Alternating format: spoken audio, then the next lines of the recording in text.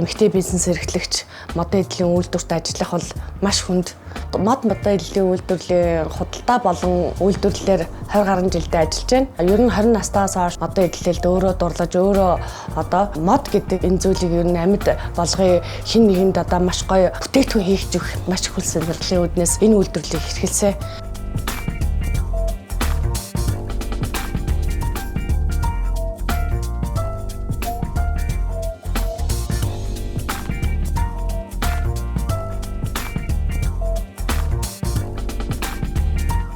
Хүүхэд байхасаа л ер нь модон доктортой өөрөө модоор янз бүрийн бүтээгдэхүүн их аяг сонирхолтой. Энэ хүүхэд байхын л тийм байсан.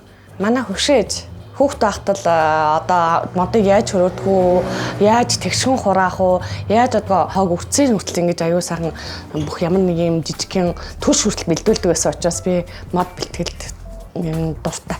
Өглөө нэг 8 өнгөрөг бол ер нь ажилдаа ирнэ. Өглөө дэлгүүрээ онгоолгоод бүх борлуулагч нартай дэлгүүрийнхаа тоо бараануудыг хүлээлгэж өгчөөд хоошо үйлдвэр дээр очиж ажилчтай ажлыг эхлүүлж үйлдвэрлэлийн цаат процессыг явуулдаг.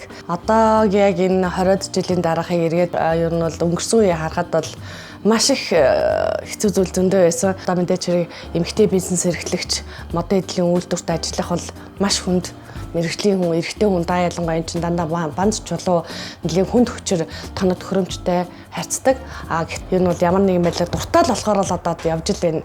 Манайх ч модон хаалга, модон ширээ сандал болон шатны айлын гоёдын бүх бэлтцүүдийг хийдэг. Манайх ч бүр төрөлжүүлээд сенс машинаар авдар дээрэс нь хаалга, тааз бүх юм руу модон вакуум руу хүртэл орж байна. Модон вакуумны үйлдвэрлэл гэхэд хүндрэлтэй маш их хүндрэлтэй. Ихэнх хүмүүс нь голцоо хунцар вакуумаар дээр нь хямдхан тэгээд аюу хурдан гардаг учраас модон эдлэл чинь болохоор цул мод бүгд үйлдвэрлэг нэг бүрчлэн нэг татал бүрээрээ хийдэг учраас маш их ажиллагаатай. Араас нь бас жоохон материал нь нэлээд үнэтэй байдаг учраас энэ хэрэглээ жоохон бага. Тэгтэл болж игэл хэрэглээ тадруу нь арай жоохон хямдруулаад тэгсэн мэт чанартай бүтээгдэхүүнийг ер нь хийх гэсэн зорилготой л байгаа. Давуу тал гэх юм бол яг энэ модон эдлийг дагнаж вакуум цонх хийдэг бол үйлдвэр маш бага. Эцсийн дүнд нь энэ эрүүл мэндэд сая ийм сайхан бүтээгдэхүүнийг бас хийгээд байгаа ер нь нэлээд бахархалтай байдаг. Ерөнхийдөө үйлдвэрлэл эрхлэхэд эмэгтэй хүн удирдагч байж эртээ олон эрчүүдийг бүгднийг хариуцж ажиллана гэдэг бол маш хүнд салбар. Тэгээд дээр нь зүгээр энгийн үйлдвэрлэгч байна гэдэг чинь өөрөө маш их би заримдаа өөрөө ороод баг зөвлөгөөрөө хийн, зүсвэрийн ард 2 дугаар гар дээр зогсно. Яагаад тэгэхээр өөрөө удирдагч байж харуулж яж эрчүүдтэй ингэж энэ зэрэгцэж ажиллаж яж надтай хамтарч ажиллах тэр процессыг бол сонгодог л доо.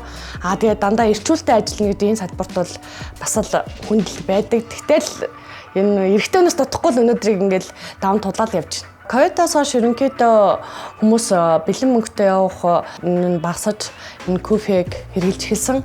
Манайх бол юунаас 21 оноос хойш хэрэглэж байгаа. Ерөнхий бизнесийг бол хурдтай болгож байгаа. Төрөөчтэй бэлэн мөнгөийг авч хариулах, бэлэн мөнгийг буцаагаад хариултын задгаа хайх, янз бүрийн бүх ер нь үйлчлэгээний хоорондын уялдаа бол маш ойртож ирж байгаа. Хүн гар утснаасаа шууд төлбөрөх боломжтой болж байгаа хасаагаал.